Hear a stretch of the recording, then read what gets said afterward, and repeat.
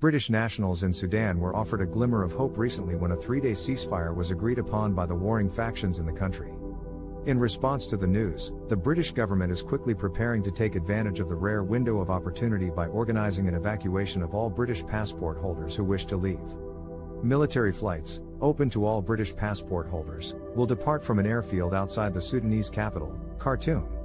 Priority will be given to families with children, the elderly and individuals with medical conditions. The British Foreign Office has communicated to its citizens not to travel to the airfield unless they are contacted directly by the office, as the current situation is still very volatile, and plans may change at short notice. Up until now, an estimated 2,000 people, many of them dual nationals, have contacted the Foreign Office inquiring about evacuation options.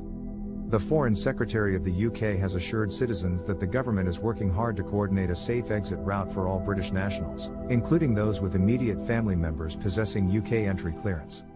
The US government recently announced the two opposing forces' agreement of a 72-hour ceasefire.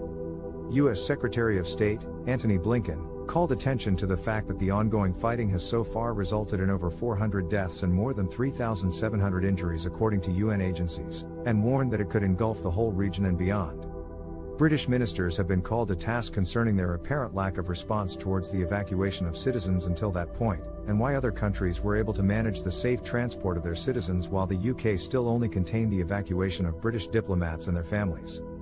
The French, for instance, have airlifted 491 people from 36 countries, including 12 EU nations, to Djibouti since Sunday. A German and Swiss ambassador also managed to board one of the planes, along with 2 wounded Greeks and 1 Belgian. The Italian military has also managed to transport 83 Italian nationals, and 13 citizens of various other nationalities back to Italy from Djibouti. At the moment, the UK government is still looking into other exit routes and 2 British military ships have been prepared for the evacuation of citizens. As for the 3-day ceasefire, the British government hopes to make the most of the short respite to ensure the safe return of British citizens, before the precarious situation in Sudan changes again.